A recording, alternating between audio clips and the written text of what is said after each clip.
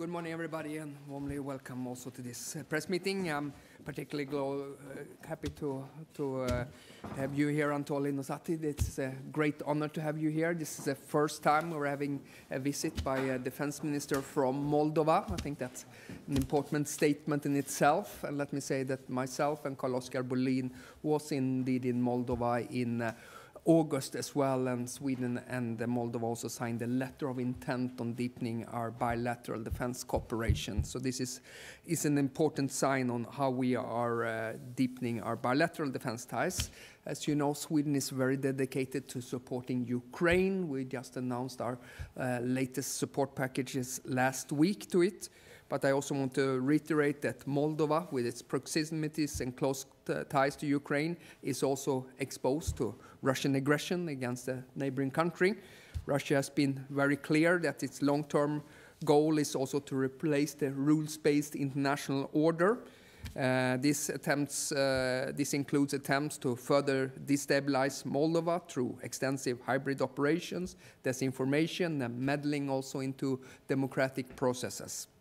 Gazprom's decision to cease gas supplies to Moldova on January 1st, 2025 is just another example of Russia's attempting to create social and political instability in Moldova. And in August, prior to Moldova's referendum on European integration and presidential elections, of course, me and Carl-Oskar was there, and we thank you so much, Minister, for sharing your experiences. And we were shown firsthand of examples of also vast and cynical Russian interference ahead of the elections this fall. And Russia's aggressive actions and constant attempts to unduly influence their neighbors is clearly unacceptable. In this light also, the Swedish government on January 30th proposed to the Swedish Parliament to support Moldova, also on the military side, through the donation of man-portable anti-armor weapons, the AT-4s as well. I think this is also a strong testament of our unwavering support to Moldova and our efforts to intensify our support to Moldova and also the wider region. To increase our engagement for countries within the EU's Eastern Partnership, such as Moldova, is also a key part of Swedish policy to constrain Russia, aiming to constrain Russia's influence, freedom, and of action and ability to do harm. I also want to take the opportunity also to reiterate Sweden's strong support to Moldova's EU accession process and the remarkable progress you have made in this endeavor as well. And we will, of course, continue to support you in your path toward the EU. And today we had bilateral discussions on how to implement the letter of intent, and we have provided various support for you in order to strengthen your resilience against hybrid operations and disinformations. We also had deliberations in regards to what we can do on the military side, on further advancing your capabilities for acquisition of military platforms and systems, and also procurements. And I think there is lots of things that we can do together. Once again, Anatolie, thank you so much for coming to Stockholm and for also for being so committed to deepening our bilateral relationships. Please. Dear Paul, ladies and gentlemen, I'm honored to be here in Stockholm today. I wanted to thank you for the invitation. This is my first visit to your beautiful and hospitable country in my capacity as a Minister of Defense, but it is definitely not our first meeting with my good friend, Minister Jonson. I'm very pleased to host you, dear Minister, and both Ministers of Defense back in Chisinau in August of this last year, when we had the opportunity to discuss our partnership and the new areas of cooperation. We appreciate the excellent relationship between our institution and your support for the European integration path of the Republic of Moldova's democratic reforms, as well as our defense capabilities modernization efforts, which is a must in this current vulnerable security environment. The Russian war in Ukraine has had a disruptive impact on the regional and a global security. In this regard, I would like to appreciate the outstanding support that your nation offered to Ukraine in this challenging period of time. In the same time, this war demonstrated how vulnerable is the Republic of Moldova and how important is the consolidation of our defense. In this sense, our aspiration is clear. We want to build a modern, resilient army capable to defend our country and, most important, ready to provide a safe and secure environment for our citizens. And we are thankful that we are not alone in this engagement.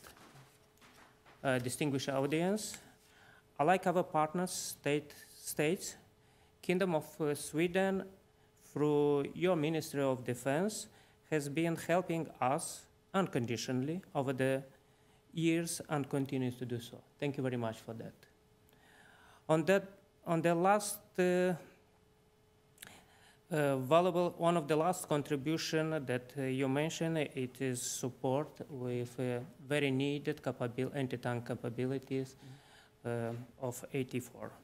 Thank you very much for this that was making possible. I would like to appreciate the politicians for approval of this support. In the same time, a special appreciation to the citizens of Sweden.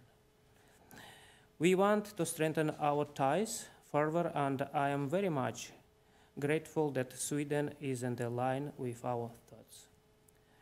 A good proof, in the same sense, it is a bilateral document that we signed, and you mentioned about this, dear Minister, during our your last visit in Chisinau, which clearly stated our mutual interest to extend our cooperation. We look forward to continue exchanging the best practices with Sweden in countering the hybrid threats and misinformation, training as well as defense capabilities development. Sweden, which joined the European Union back in 1995 and NATO in March last year, pays a huge attention to the defense, and its experience is very valuable for us. We would like to learn much more from you, and thank you very much for sharing your experience in this. In this sense, today, during our meeting, we discussed about the way Sweden could help us increasing our resilience and confidence in a better, peaceful, and prosperous future. Mr. Minister, the constructive and opening discussion we had today mark a significant step toward our commitment to engage and enhance our cooperation, building a safe and secure environment for the citizens of the Republic of Moldova. As there is a saying that a friend in need is a friend indeed. Kingdom of Sweden has definitely become, by the time, one of the friendliest and credible partners, and I would like to reiterate our gratitude for all your efforts made to be benefit to our defense and as well as our national resilience.